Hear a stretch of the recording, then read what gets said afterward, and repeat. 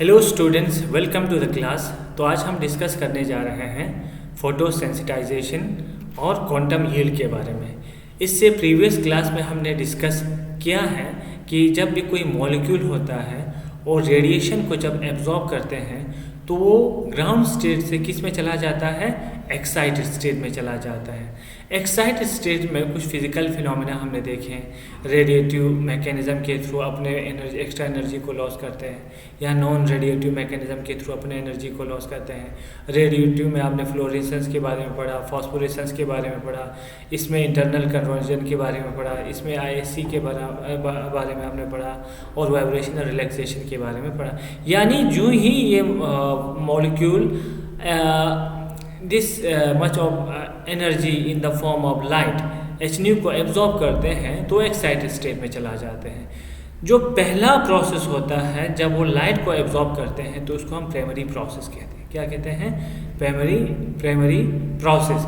इसके बाद जब वो एक्साइटेड स्टेट में चला जाता है, एक्साइटेड स्टेट के बाद जितने भी प्रोसेस होता है उसको हम सेकेंडरी प्रोसेस कहते हैं। याद रखेंगे इसको आप।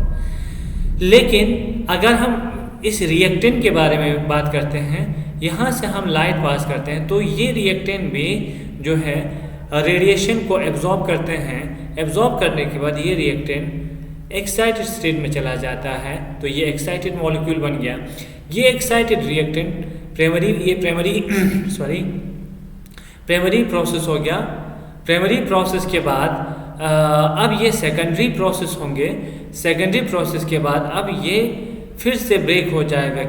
बहुत सारे ये डिकम्पोज हो सकते हैं, कोई नई प्रोडक्ट बन सकते हैं, तो इसको हम कहते हैं सेकेंडरी प्रोडक्ट। तो आर को हमने इन प्रेजेंस ऑफ लाइट किस में कन्वर्ट कर दिया? प्रोडक्ट में।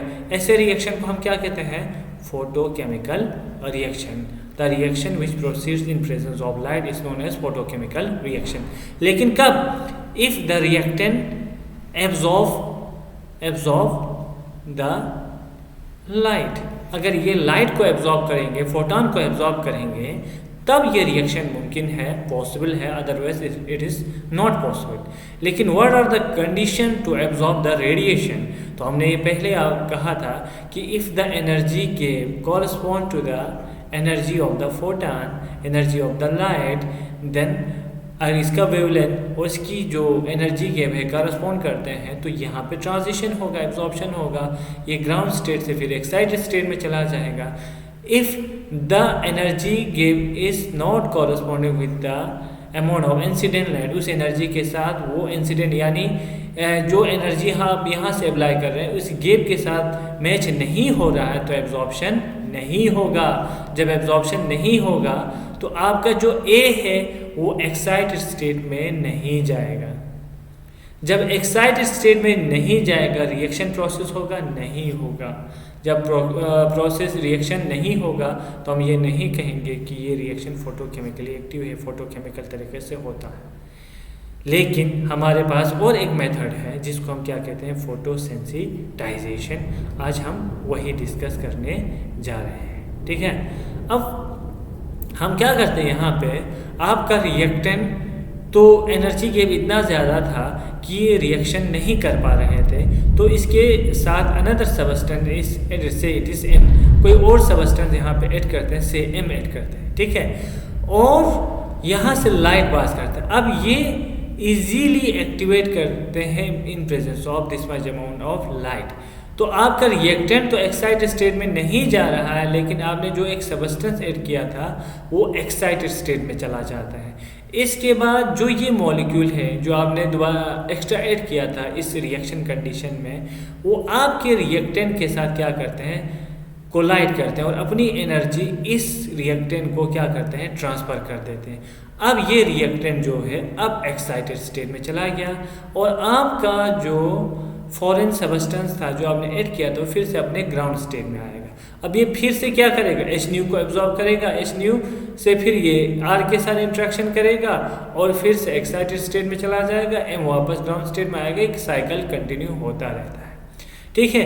अब इस प्रोसेस को जहाँ पे आपका रिएक्टेंट जो है एक्साइटेड स्टेट में चला जाता है, इस प्रोसेस को हमने कहा था प्राइमरी प्रोसेस।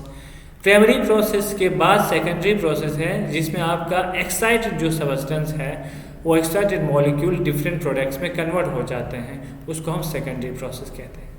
तो अब ये सेकेंडरी प्रोसेस के समय आपका एक्साइटेड जो रिएक्टेंट है वो किस में कन्वर्ट हो जाएगा, प्रोडक्ट में कन्वर्ट हो जाएगा। तो कहानी इसका ये हुआ कि ये जो रिएक्टेंट था खुद से इन प्रेजेंस ऑफ लाइट रिएक्शन से प्रोडक्ट में कन्वर्ट नहीं हो रहे थे, हमने दूसरा सबस्टेंस इसमें ऐड किया जो कि फोटॉन को एब्जॉर्ब करते हैं और वो एक्साइटेड स्टेट में चला जाते हैं। फिर ये एक्साइटेड जो सबस्टेंस है अपनी एनर्जी इस रिएक्टेंट को ट्रांसफ़र करते हैं और वो रिएक्टेंट फिर एक्साइटेड स्टेट में चला जाता है और इसके बाद ये जो रिएक्टेंट है वो प्रोडक्ट में कन्वर्ट होता है। और इस सबस्टेंस को जिसने इसको असिस्ट किया बाय एब्जॉर्बिंग द लाइट, इसको हम कहते हैं फोटोसेंसिटाइजर। फोटोसेंसिटाइजर, ठीक है, इसको हम क्या कहते हैं, फोटोसेंसिटाइजर कहते हैं। और इस पूरे रिएक्शन को जिसमें हम फोटोसेंसिटाइजर यूज़ करके जो रिएक्शन करते हैं उसको हम क्या कहते हैं, फोटोसेंसिटाइजेशन रिएक्शन। समझ आ रहा है भाई? अब जो लिखा है इसको आप पढ़ के समझ सकते हैं, ठीक है। तो ये फोटोसेंसिटाइजर का काम इतना है to absorb the light and transfer it is energy to the reactant and then reactant convert into the product, ठीक है। इसको हम कहते हैं फोटोसेंसिटाइजेशन रिएक्शन, क्योंकि हमने इसमें क्या यूज़ किया, फोटोसेंसिटाइजर रिएक्शन, फोटोसेंसिटाइजर को हमने यूज़ किया। जस्ट लाइक कैटलिस्ट की तरह यहाँ पे काम करते हैं, लेकिन इसको हम कैटलिस्ट नहीं कहते हैं बिकॉज इसकी मैकेनिज्म और कैटलिस्ट की मैकेनिज्म टोटली डिफरेंट है। इसके बाद जो आम तौर पर हम कैटलिस्ट यूज़ करते हैं, यूजुअली आप बहुत सारी रिएक्शन में मरकरी ऐसे फोटोसेंसिटाइजर यूज़ करते हैं, क्योंकि ये 1849, 25, 37 एंगस्ट्रॉम पे वेवलेंथ ऑफ लाइट को एब्जॉर्ब करते हैं, जिसको हम इजीली प्रोड्यूस कर सकते हैं from high intensity mercury lamp से। तो ये इजीली अवेलेबल है, तो हम ज़्यादातर ऐसे सेंसिटाइज़र मरकरी को यूज़ करते हैं। इसके अलावा भी कैडमियम को यूज़ कर सकते हैं नॉबल गैस में, जैसे कि आपका जिनॉन है, जिंक है वगैरह हम यूज़ कर सकते हैं। इसके अलावा बेंजोफिनोन भी यूज़ कर सकते हैं और बहुत सारे ऑर्गेनिक डायस जो है, क्योंकि ये सारा इजीली एब्जॉर्ब करते हैं लाइट को, इसलिए हम इसको फोटोसेंसिटाइज़र की तरह यूज़ करते हैं। जैसे कि यहाँ पे हाइड्रोजन और ऑक्सीजन, हमारे एटमॉस्फेयर में हाइड्रोजन भी है, ऑक्सीजन भी है, सनलाइट भी है, तब क्या सल्फर डाइऑक्साइड बनना चाहिए? नहीं बनता है। लेकिन इसी को एक हम ऐसा केमिकल इन्वायरमेंट बनाते हैं, ट्यूब में यूज़ करते हैं, जहाँ हमारा मरकरी का वेपर होता है। तो यहाँ पे एक्चुअली क्या होता है, मरकरी जो है वो रेडिएशन को एब्जॉर्ब करते हैं, फिर अपनी एनर्जी ट्रांसफ़र करते हैं। जैसे इसका मैकेनिज़्म ऐसा कुछ कहा जाता है कि आपका जो मरकरी होता है वो यहाँ से सबसे पहले इलेक्ट्रोमैग्नेटिक रेडिएशन को एब्जॉर्ब करेगा और ख़ुद एक्साइटेड स्टेट में चला जाएगा। और जो आपका एक्साइटेड आपका मरकरी है वो अपनी एनर्जी को हाइड्रोजन के साथ स्ट्राइक करके ट्रांसफ़र कर दे, क्योंकि हाइड्रोजन बॉन्ड सिंगल बॉन्ड है। जो ही ये इसके साथ स्ट्राइक करेगा, ये दो एटॉमिक हाइड्रोजन में कन्वर्ट हो जाएगा और मरकरी फिर से ग्राउंड स्टेट में आएगा, फिर से H को एब्जॉर्ब करेगा, फिर से बहुत सारे हाइड्रोजन हमें बनेगा वहाँ पे।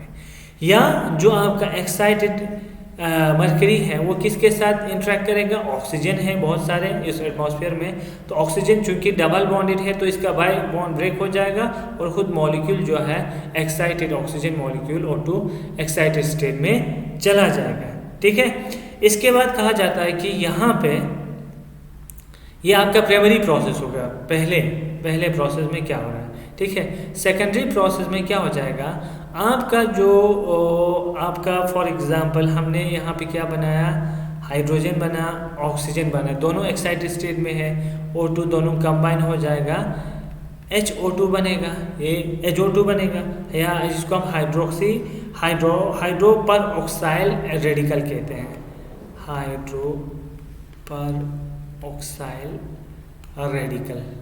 यहाँ हाइड्रो पर ऑक्साइल रेडिकल आपको पता है हाईली रिएक्टिव होता है, ठीक है, ऐसे बन सकता है। या ये भी कहा जाता है उस रिएक्शन के समय आपका जो प्रोटॉन तो नहीं कहेंगे, जो एटॉमिक हाइड्रोजन है वो आपके जिस रिएक्शन मीडियम में आप का वेसल में कर रहे हैं उसके वॉल के साथ स्ट्राइक करते हैं। से वॉल को हम m से रिप्रेजेंट करते हैं, तो HM बहुत सारे बनेंगे। ये HM जो है बहुत सारे बनेंगे वॉल पे। HM का मतलब जो वॉल था ना उसके साथ बहुत सारे हाइड्रोजन भी एड्जॉर्ब हो सकते हैं। तो अब हाइड्रोजन सारे एक दूसरे के क्या आ जाएगा, क्लोज आ जाएगा, तो फिर से आपका H2 बन के फिर से रिलीज हो जाते हैं। ये भी पॉसिबल है, H2 बनेगा। और या आपका HO2 जो हाइड्रो पर ऑक्सी रेडिकल बना है, HO2 आपस में कंबाइन हो जाएगा, क्या बनेगा, दोनों highly reactive H2O2 plus O2 oxygen यहाँ से निकल जाता है। इस तरह से ये यहाँ पे इजीली आपका पर ऑक्साइड यहाँ पे सिंथेसाइज होता है इन presence of light by means of photosensitizer, that is our mercury. So this reaction is actually assisted by mercury vapor. I hope आप लोगों को समझ में आया होगा। जो एक मोर कॉमन जो फिनोमिना आप नेचर में देखते हैं फोटोसिंथेसिस है ना, ये अपना फूड बनाते हैं कार्बन डाइऑक्साइड और वाटर के प्रेजेंस में, H यहाँ से पास होते हैं, तो सारा यहाँ पे क्या फूड में इसके प्लांट के फूड में कन्वर्ट हो जाए डायरेक्टली, नो। यहाँ पे लीव्स में आपका क्लोरोफिल होता है। क्लोरोफिल जो होता है एज ए फोटोसेंसिटाइजर की तरह काम करते हैं, फोटोसेंसिटाइजर की तरह काम करते हैं। और ये क्लोरोफिल एक्साइट होने के बाद अपनी एनर्जी इन वाटर और कार्बन डाइऑक्साइड को ट्रांसफ़र करते हैं, जो कि एक्साइट स्टेट में चला जाते हैं और इस तरह से अपना फूड बनाते हैं बाय द प्रोसेस ऑफ। तो फोटोसिंथेसिस में by process of photosensitisation reaction के थ्रू प्लांट अपना फूड बनाते हैं। ठीक है, इसके बाद और एक टिपिकल एग्जांपल हम ले सकते हैं फोटो डिकम्पोजिशन ऑफ इथाइलिन। ठीक है, आपको पता है इथाइलिन जो है उसका फार्मूला क्या है, H2 या चलो मैं इसको फुल लिखता हूँ, CH2 डबल बॉन्ड है। इजीली मरकरी के प्रेजेंस में ये लाइट को एब्जॉर्ब कर सकते हैं। कैसे, तो मरकरी जो है जब यहाँ से हम लाइट मरकरी लैम्प से लाइट पास करते हैं H तो Hg पॉजिटिव में चला जाएगा। तो ये जो Hg पॉजिटिव है अपनी एनर्जी को CH2 डबल बॉन्ड CH2 इस ये इथेलिन को कन्वर्ट कर देगा। अब यहाँ पाई बॉन्ड टूट जाएगा और आपका ये जो ethylene molecule actually excited state में चला जाएगा। अब एक्साइटेड स्टेट का मतलब ये है कि इसका अंदर पार्ट जो है ये इंटरनल तरीके से अंदरूनी से इसको पूरा डिस्टर्ब कर दिया। जैसे फॉर एग्जांपल कोई चीज़ आपके पास ज़ोर से किसी पत्थर पे स्ट्राइक करते हैं, कुछ देर के बाद ये पूरा चूर चूर हो जाते हैं, ब्रेक हो जाता है ना। यही चीज़ समझो, इसको एक एनर्जी का हमने हाई इंटेंस रेडिएशन पास किया, ये एक्साइटेड स्टेट में चला गया, फिर ये डिकम्पोज हो जाता है, ब्रेक हो जाता है, एक हाइड्रोजन मॉलिक्यूल यहाँ से निकल जाता है, तो डबल बॉन्ड की जगह ट्रिपल बॉन्ड बनेगा एसिटिलीन और यहाँ से हाइड्रोजन गैस इवॉल्व। ये भी एक एग्जाम्पल है फोटोसेंसिटाइजेशन रिएक्शन का। ठीक है, जो यहाँ पे आपको थ्योरी लिखे हैं इसको आप पढ़ सकते हैं। ठीक, इसके बाद देखेंगे अब क्वांटम यील्ड और क्वांटम इफिशिएंसी। क्वांटम यील्ड अगर आपको पूछा जाए भी कितने अमाउंट ऑफ लाइट एब्जॉर्ब करते हैं by a molecule in order to convert into a product, या कितने अमाउंट ऑफ प्रोडक्ट बनते हैं after absorbing how much amount of energy, ऐसे पूछ सकते हैं ना कि कितना लाइट एब्जॉर्ब किया, कितना प्रोडक्ट बन गया, कितने रिएक्टेंट ने पार्टिसिपेट किया। तो उसको क्वांटिटेटिवली डिटरमाइन करने के लिए हमारे पास एक पैरामीटर जिसको हम क्या बोलते हैं, क्वांटम यील्ड या क्वांटम इफिशिएंसी, जिसको हम फाई से रिप्रेजेंट करते हैं। ठीक है, तो एक्चुअली सिंपल सा इसका डिफिनेशन है, the efficiency of photochemical process is often expressed in terms of quantum yield, which is defined as the number of molecule reacting per quantum of light absorbed। यानी कितने मॉलिक्यूल रिएक्टेंट मॉलिक्यूल ने कितने quantum of light absorb किया और कितने product में convert हो गया, इसी रेशियो को हम क्या कहते हैं, क्वांटम यील्ड। तो मैथमेटिकली आप इसको याद रखेंगे, ये फाई है, phi is equal to number of molecule और reacting in a given time, उस टाइम में कितना मॉलिक्यूल ने रिएक्ट किया, यानी कितने रिएक्टेंट ने एब्जॉर्ब किया रेडिएशन को और कितना अमाउंट उस टाइम में रेडिएशन एब्जॉर्ब किए। ठीक है, अगर हम कहते हैं कि 1 मोल था, है ना, एक मोल द एनर्जी ई एब्जॉर्ब पर मोल ऑफ रिएक्टिंग सबस्टेंस। जैसे मैं अभी कह रहा हूँ कि आर एक ही मॉलिक्यूल है, सिंगल मॉलिक्यूल, ये कितना लाइट को एब्जॉर्ब करते हैं और कितना प्रोडक्ट बनाते हैं, ये हो गया एक मॉलिक्यूल। लेकिन वन मोल का मतलब क्या है? 1 मोल का मतलब है 6.023 इंटू 10⁻23 मॉलिक्यूल को हम क्या बोलते हैं? 1 मोल, या नंबर को हम बोलते हैं 1 मोल। तो आइंस्टीन कहते हैं कि एक मोल ने कितना फोटॉन एब्जॉर्ब किया, उसको हम क्या बोलते हैं? Einstein, 1 Einstein. तो एक मॉलिक्यूल एक फोटॉन को एब्जॉर्ब करते हैं, तो 1 मोल कितने को एब्जॉर्ब करेगा? 6.023 into 10⁻23 quanta of light absorb करेगा। इसको समझिएगा, एक मॉलिक्यूल एक फोटॉन को एब्जॉर्ब करता है, तो 1 मोल कितने को करेगा? 1 मोल 6.023 इंटू 10⁻23 क्वांटा ऑफ लाइट को एब्जॉर्ब करेगा। ये चीज़ आप याद रखेंगे। इन टर्म्स ऑफ प्रोडक्ट इसको दिखाएंगे तो number of molecules of product format, number of Einstein of radiation absorb, ठीक है। इन टर्म्स ऑफ मोल हम इसको कर रहे हैं, ठीक है। अब क्वांटम यील्ड जो होता है, आपने देखा इस वाले, आप देखिए इसको अच्छे से, तो जितने मॉलिक्यूल होंगे उतने ही क्वांटम ही एब्जॉर्ब कर रहे हैं ना। एक मॉलिक्यूल है तो एक क्वांटम एब्जॉर्ब कर रहे हैं, 2 मॉलिक्यूल हैं तो 2 क्वांटम ऑफ लाइट एब्जॉर्ब कर रहे हैं। तो ऊपर वाला न्यूमरेटर और डिनोमिनेटर दोनों बराबर होगा, तो क्या आना चाहिए? 1, है ना। तो क्या ऐसा होता है रियल लाइफ में? If the law is correct the quantum yield should be unity, this however is very rare. लेकिन ऐसा नहीं होता, क्यों नहीं होता वो हम देखेंगे। यूजुअली देखा गया है क्वांटम यील्ड एक नहीं होता, 10⁻6। हमने जो सोचा था उससे 10⁻6 टाइम्स हाई बीम प्रोडक्ट मिल जाता है, या एक की जगह पे 0.001 टाइम्स है, इतना कम भी मिलता है 10⁻2 तक, ठीक है। तो क्या रीज़न है कि क्वांटम यील्ड लो होता है? लो वाले का पहले हम देखेंगे। लो होने का रीज़न ये है कि एक्साइटेड मॉलिक्यूल में get deactivated before the formation of product. तो आपको पता है, कल ही हमने देखा था कि जब लाइट एब्जॉर्ब करते हैं कोई भी मॉलिक्यूल, तो ये एक्साइटेड स्टेट में चला जाता है। एक्साइटेड स्टेट में रेडिएटिव प्रोसेस भी होता है, नॉन रेडिएटिव प्रोसेस होता है, तो ये डी एक्साइट होकर अपने ग्राउंड स्टेट में वापस आता है। तो ये प्रोडक्ट में तो कन्वर्ट नहीं हुआ ना, ए पहले एक्साइटेड में चला गया, या फ्लोरेसेंस हुआ, फॉस्फोरेसेंस हुआ, इंटरनल कन्वर्जन वगैरह होके ये अपने ग्राउंड स्टेट में वापस आएगा। अब लाइट तो इसने एब्जॉर्ब किया, अब फॉर्मूले में तो आपने 1 क्वांटम ऑफ लाइट यहाँ पे डाल दिया, सॉरी फॉर्मूले में 1 क्वांटम ऑफ लाइट एब्जॉर्ब के यहाँ डाल दिया, लेकिन कोई भी प्रोडक्ट यहाँ बना ही नहीं। जब बना ही नहीं तो ये तो फिर तो गलत हुआ, जो आपने सोचा था यूनिटी वो नहीं आएगा। ये अगर 5 एब्जॉर्ब हुआ तो यहाँ सिर्फ 1 ही आ रहा है, तो लेस देन 1 हो जाएगा, ठीक है। तो ऐसा होता है कि अगर मॉलिक्यूल जो है एक्साइट होने के बाद प्रोडक्ट में कन्वर्ट होने से पहले ग्राउंड स्टेट में वापस आता है, ये भी पॉसिबल है क्योंकि आपने प्रोसेस देखा है। या आपका जो मॉलिक्यूल है जो एक्साइट हो गया प्रोडक्ट में कन्वर्ट होने के लिए, वो किसी नॉन एक्साइटेड मॉलिक्यूल के साथ क्या करते हैं? कोलाइड करते हैं, और अपनी जो एक्स्ट्रा एनर्जी है वो इस मॉलिक्यूल को ट्रांसफ़र कर देते हैं, खुद जो है वो ग्राउंड स्टेट में वापस आ जाता है। तो सेकेंडरी प्रोसेस होने से पहले इसका तो हालत बिगड़ गया, है ना। ये अब प्रोडक्ट क्या बनाएगा? जैसे आपने अभी अभी कहा था कि जिस वेसल में आप कर रहे हैं एक्साइटेड मॉलिक्यूल इस ये वॉल के साथ स्ट्राइक होकर फिर से ग्राउंड स्टेट में आ जाएगा, तो कोई रिएक्शन वहाँ पे पॉसिबल नहीं है। तो क्वांटम यील्ड आपने फोटॉन तो 5 एब्जॉर्ब किया बोला, यहाँ पे तो एक ही प्रोडक्ट बनने के चांस है, 2 ही बनने के चांस है, तो लेस देन 1 आएगा फिर से। Quantum yield will also be affected by the intensity of light. अगर इंटेंसिटी ऑफ लाइट सही नहीं होगा तो प्रोडक्ट भी कम बनेगा।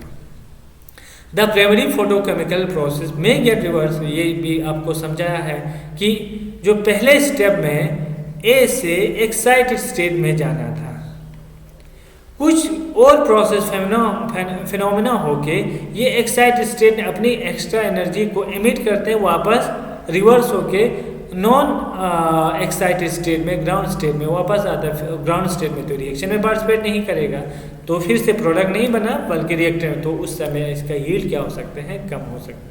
या डिसोसिएटेड फ्रेगमेंट में recombine to form the original molecule, या जो डिसोसिएटेड फ्रेगमेंट है, जैसे हमने अभी अभी पढ़ा था, आपको पढ़ाया था कि इथाइलिन का एग्जाम्पल आपको पढ़ाया था।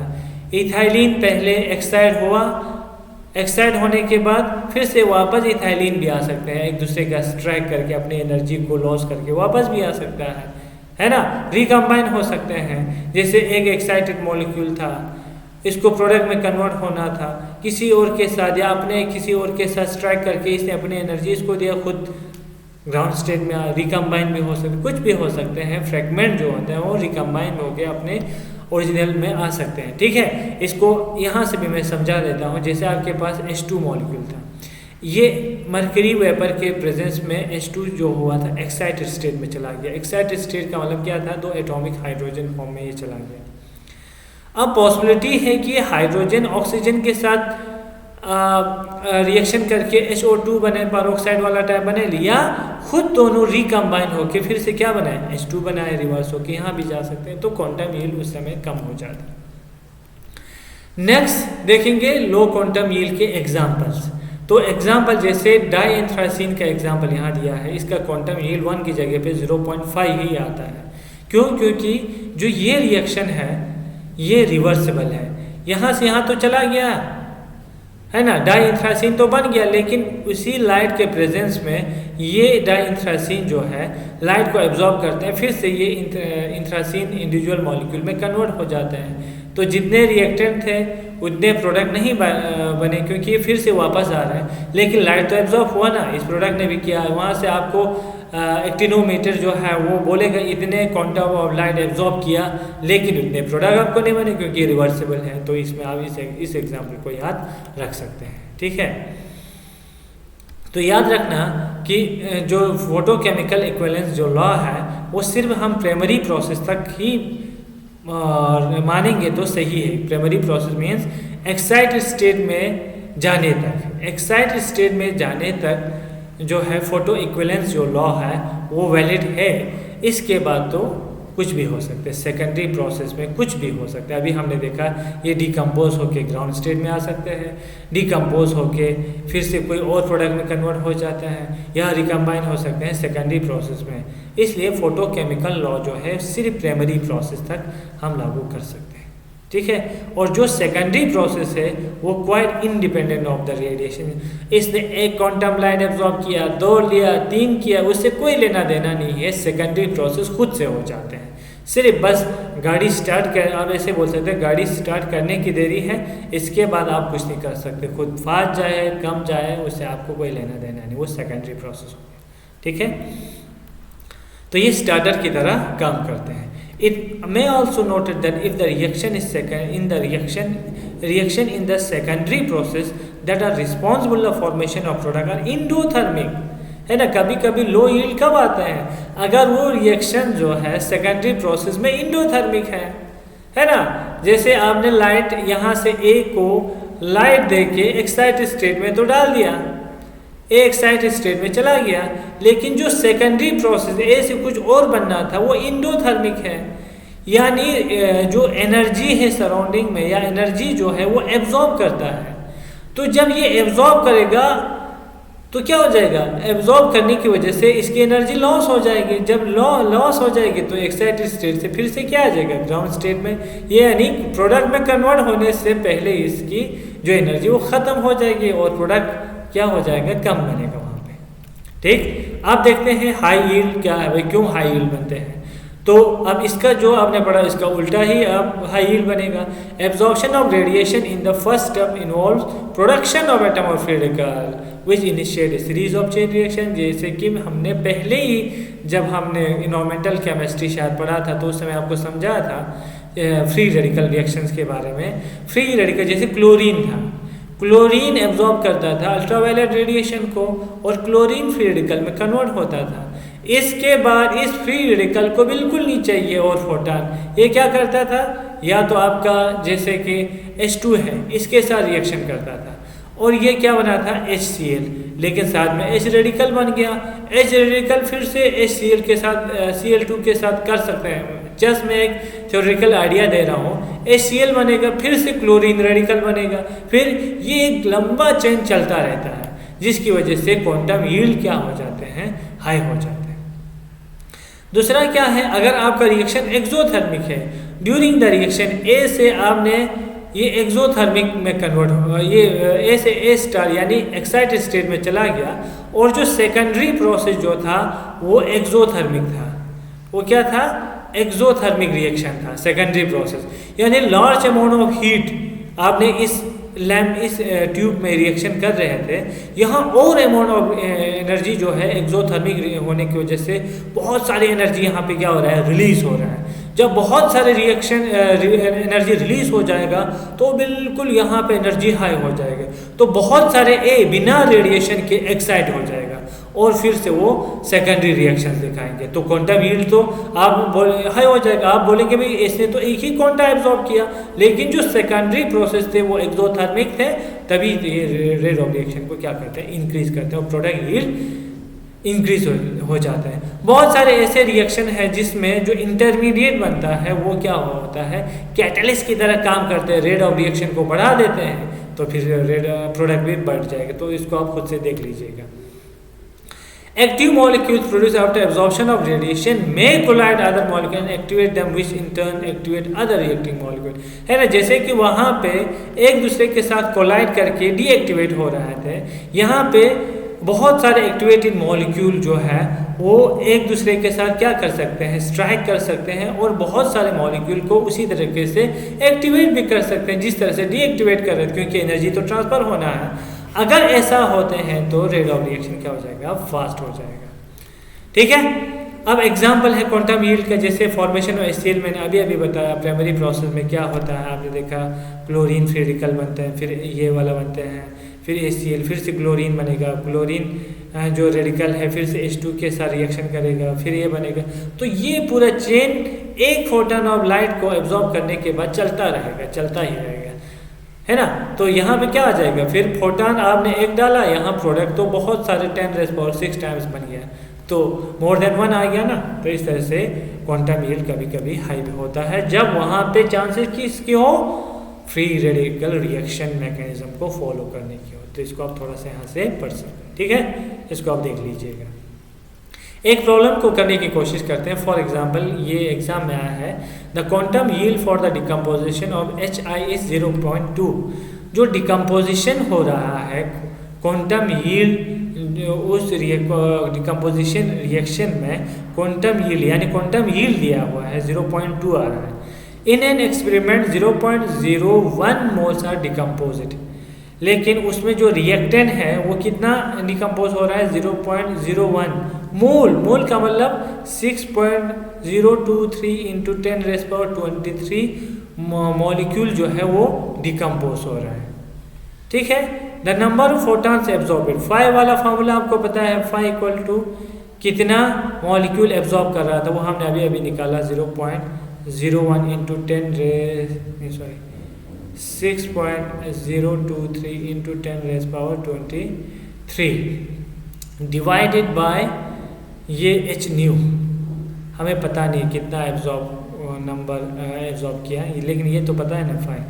तो इसको रिवर्स कर देंगे, फोटॉन कितना एब्जॉर्ब हुआ, यहाँ पे 0. कहाँ चला गया भाई, 0.2 यहाँ है। इसको आप सॉल्व कीजिएगा तो आ जाएगा, आप देख लेना 0.2। इसको अगर मैं काट दूँ तो यहाँ 0 कर सकते हैं, 0.01 है ना, 0.01 है, तो ये और ये कट हो जाएगा। अब ये 1 ही रह गया, 20। एक को हम ऊपर ले लेते हैं ना, एक को ऊपर ले सकते हैं, 6.023, ये 2 इंटू 10 हो जाएगा ना, 10 को ऊपर लेंगे तो 10⁻22 डिवाइड बाई, इसको हम 2 मानना, 2 ही रह जाएगा, 3 इंटू 10⁻22 समथिंग, इतना कुछ आना चाहिए। ऑप्शन में ये है, फर्स्ट ये ऑप्शन आ रहा है फिर तो, है ना, तो ये ऑप्शन ये (22). इसको आप कर सकते हैं, आप अच्छे से कर लेना और मुझे दिखाना है इसको। और एक क्वेश्चन है कि when a substance A was exposed to light 0.02 mole of it reacted in 20 minutes and 4 second. जब ए को एक्सपोज किया गया लाइट को तो इसका 0.002 मोल्स का मतलब 6.023 इंटू 10⁻23 मॉलिक्यूल ऑफ ए ने क्या किया, एब्जॉर्ब किया। किसको? रेडिएशन को। कितने टाइम? 20 मिनट 4 सेकंड के लिए। इन द सेम टाइम, उसी समय 2.0 इंटू 10⁻⁴ फोटोन ऑफ लाइट जो है एब्जॉर्ब किया पर सेकंड। 1 सेकंड में इतना लाइट एब्जॉर्ब हो रहा था। देखिए थोड़ा सा टेक्निकल है। 1 सेकंड में, देखिए इसको आपको समझना है, 1 सेकंड में इतना लाइट एब्जॉर्ब कर रहा है, इतना फोटॉन्स एब्जॉर्ब कर रहे हैं, और पूरा रिएक्शन चलाया कितना? 20 मिनट 4 सेकंड।